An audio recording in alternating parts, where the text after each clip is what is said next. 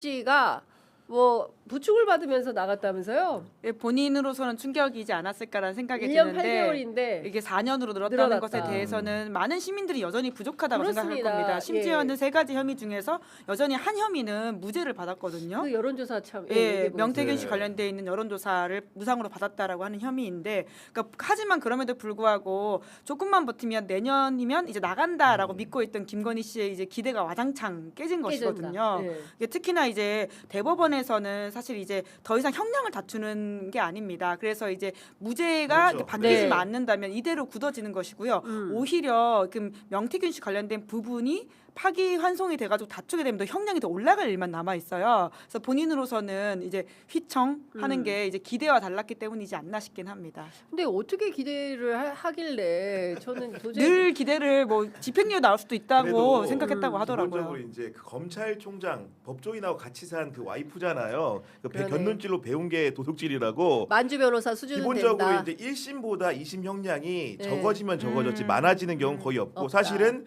유죄였다 무죄로 바뀌는 드라마틱한 전환은 있는데 네. 형량이 1심에서 1년 8개월을 받았는데 음. 2년 2개월이나 산입이 돼가지고 4년이 나오는 결과 같은 경우에는 잘 없었기 때문에 본인 같은 경우에도 늘어봐야 얼마 늘겠어라고 생각을 했을 텐데 생각보다는 많이 늘었기 때문에 예. 우리 국민 법감정과 달리 본인이 무너지는 모습을 보여주지 않았나 싶은데, 어쨌든 간에 어제 항소심 판결의 핵심은 도이치모터스 주가 조작 자본시장법 위반 사건에서 법원이 유죄 판결을 했다라는 것이고, 맞아요. 단순하게 특검이 추가로 공소 사실을 바꾼 대로 방조범에 그친 것이 아니라 김건희의 지위라는 것은 사실은 권오수를 비롯한 도이치모터스 주가 조작 일당과 공동 정범, 공범 관계로 묶여 있는 사람이라고 판시한 것 자체가 상당히 유의미하다고 생각을 합니다. 네. 맞습니다. 네. 예. 그러니까 그점 예, 그러니까 왜냐하면 저게 진짜 포인트라고 할 수 있는 게, 그러면 그때 그걸 봐줬던 검사들에 대한 그렇죠. 수사로 이어질 수밖에 없는 네. 부분이거든요. 그러니까 사실 종합특검이 좀 상대적으로 지지부진해서 답답함을 좀 표시하시는 분들이 많으실 텐데,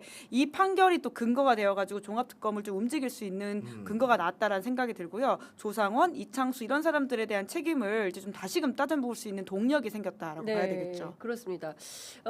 단순하게 그 피해갈 수 있는 잔이라고 생각했다면 김건희 씨는 오산이죠. 오산이다라는 네. 말씀을 다시 드리는 거고요. 대한민국이 그렇게 만만한 나라가 아닙니다. 아, 근데 1심이 정말 문제긴 했어요. 이런 것만 그렇죠. 보더라도 다시 한번 우인성 네. 판사의 어떤 재판 결과에 대해서 우리가 다시금 좀 지적을 할 수밖에 없는 게, 그러한 우인성 판사의 판단이라고 하는 게 정파적인 차원에서 문제라고 지적하는 게 아니라 정말 2심 판단이 보더라도 문제였던 것이잖아요. 네. 그러니까 근데 그때 쓸데없는 이야기들 굉장히 많이 하면서 의심스러울 땐 피고인의 이익을 해야 된다는 등 라틴어를 들고 와가지고 네. 뭔가 국민을 가르치는 듯한 모습을 예. 보였던 우인성 판사에 대해서도 다시 한번 좀 지적하지 않을 수 그렇습니다. 없습니다. 양분아 의원께서 아주 그냥 한자 서당을 열었네. 한자 서당을. 한자서당을 열었다고? 네, 그렇게 비판을 하셨는데 2심 재판부는 네. 2심이 법리 오인을 했다고 그러니까 제가 집격을 그래서 하지 여러분들이 않았습니까? 주가 조작 예. 사건이 어렵기 때문에 네. 이해를 하기가 좀 들으면서도 이게 맞아요. 무슨 내용이 하실 텐데 네. 제가 좀 씹어 먹어서 네. 간단하게 어떤 부분을 1심과 달리 판단했는지 네. 주가 조작 사건 설명을 드리면 두 개를 유죄로 인정한 거예요. 하나 같은 경우에는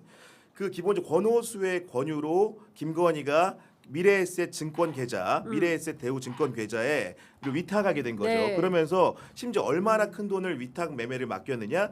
20억 원을 맡겼다는 겁니다. 그렇죠. 그 자금이라는 것이 종잣돈이 돼가지고 도이치모터스 시세 조정에 쓰였다라는 게 법원의 판단인 거고, 네. 그 근거로는 그 수익을 6대 4로 나눈 구조. 예. 4는 블랙펄 위탁받은 블랙펄이 가져가고, 예. 그리고 실제로 맡긴 김건희 같은 경우 6의 비율로 예. 이익을 가져가는 구조 자체가 예. 주가 조작이 공동 정범으로 관여한 정황이다라는 판단을 판시를 한 상황인 거고, 두 번째로는 그 김모 씨라는 사람과 블랙펄 측이 실시간으로 지정한 시점 및 호가에 그 김건희 씨가 가지고 있는 대신증권 계좌에 있던 도이치모터스 주식 18만 주가 매도되는 상황이 발생하는데, 법원 같은 경우 18만 주 중에서 적어도 13만 9,383주 같은 경우에는 통정 매매 방식으로 블랙펄에 넘김으로써 네. 실제적으로 시세 조정을 도왔다라는 건데, 통정 매매라는 게 뭐냐면은 주가 조작 세력들이 서로 물량을 주고 받는 네. 거예요. 어떤 사람이 내놓으면 김건희가 대신증권 계좌에서 주식을 내놓으면은 네. 그 정해진 호가, 약속된 호가에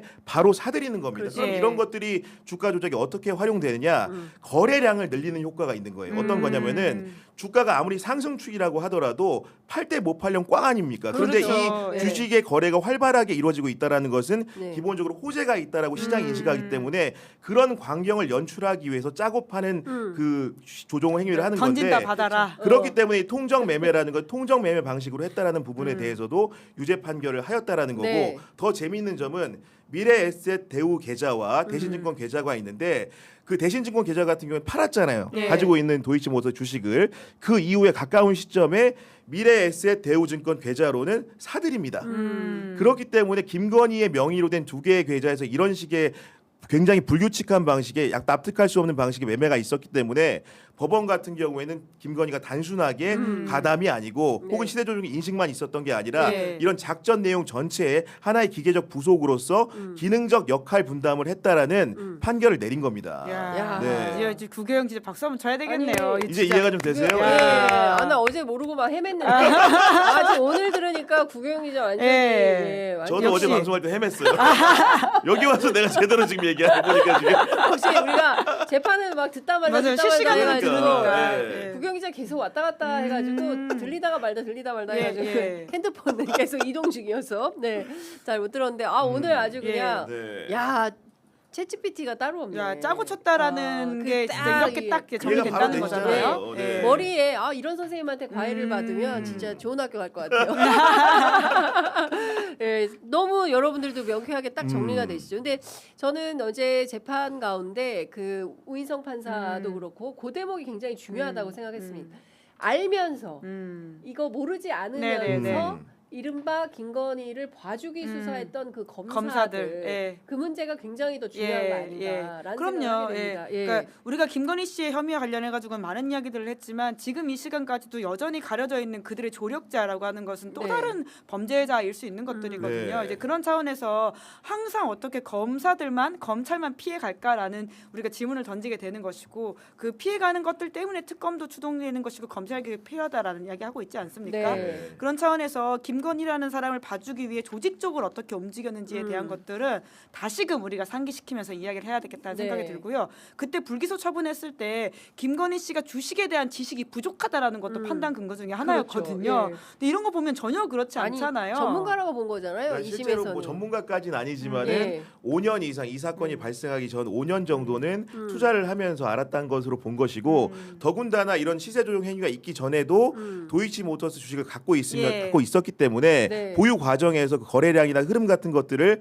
본인이 몰랐을 리가 없다. 그렇기 때문에 시세 조정 행위를 단순히 관찰자가 아니고 기능적 역할로서 공범의 요소들이 있다라는 판단을 항소심 재판부가 한 것이고 굉장히 재미있는 표현 중에 하나는 뭐였냐면은 김건희의 성향에 대한 판단을 항소심 재판부가 했는데 이렇게 말합니다. 주식 거래에서 발생하는 손실을 예민하게 받아들이는 성향을 가지고 있는 피고인이 예. 이런 거래가 이루어졌다는 것을 들으면서도 놀라거나 별다른 의문을 표시하지 않았기 때문에 네. 기본적으로 너는 공범이다 이렇게 말한 그렇죠. 겁니다. 그러니까 네. 애초에 알고 있었다는 거잖아요. 그렇죠. 그러니까 신종호 부장판사가 이제 1심에 이제 우인성 판사에 비해서는 굉장히 이 부분에 있어서는 그러니까 적절하게 판단을 했다는 거. 이게 사실 과도한 판단도 아니에요. 그러니까 경우에 따라서 좀 우리가 아쉽다고 생각하는 것도 네. 분명히 있잖아요. 그럼에도 불구하고 이 정도 가지고 우리가 참 감탄을 해야 된다는 게 슬픕니다. 1심의 네. 판단이 너무 부족했기 때문인 거죠. 그렇죠. 그러니까 이재명 대통령이 이제 하여간 하나만 걸려봐 거의 이런 수준인 네. 거잖아요. 아, 주가 조작하면 패가 망신한다. 그렇습니다. 네. 예, 그런 것에 비추어 볼 때 김건희 씨의 형량은 너무나 부족하다. 그리고 여론조사 여전히 이제 무죄하고 하나 또 반가운 것은 그래도 뭐죠? 알선수재. 그 샤넬백 추가적으로 이제 인정이 그렇습니다. 됐죠. 예. 그 말이 안 되잖아요. 맨 처음에 갖다 준 가방은 그 800만 원짜리인가 예. 그런데 그거는 선물이고 나머지 두 개는 알선수재에 해당한다. 이거를 왜 이렇게 나눠서 분절화시켜서 판단하냐. 그렇죠. 다 뇌물 네. 성격인 거지. 그럼요. 예. 그런데 이번 2심 재판부에서는 정확하게 싹 본 다, 거죠. 예, 네. 정확하게 봤다. 그러니까 되게 상식적인 판단에 대해서 우리가 이렇게 반가워한다는 그러니까. 상황이 좀 황당하다라는 생각도 들고, 그러니까 그렇게 바로 잡혀지지 않았다면 지금도 선거 기간이잖아요. 그렇습니다. 그러니까 충분하게 그러면 그걸 모사해가지고 하는 다른 범죄에 대해서는 어떻게 할 거냐라는 질문을 할 수밖에 없는 거고요. 네. 근데 그건 또 처벌을 하고 예. 이거는 피해가고라고 하면 법의 잣대가 휘어져 있는 거고, 근데 그것도 처벌을 안 한다. 네. 그건 말이 안 되니까 이번에 바로 잡혀지는 게 맞죠. 그렇습니다. 근데 과연 4년으로 김건희 씨가 패가망신하지 되지는 않을 거 아니냐라는 댓글이 어제 굉장히 많이 쏟아지던데 달렸죠. 지금 네. 뭐 마찬가지 판단인데요. 이제 이게 시작이고요.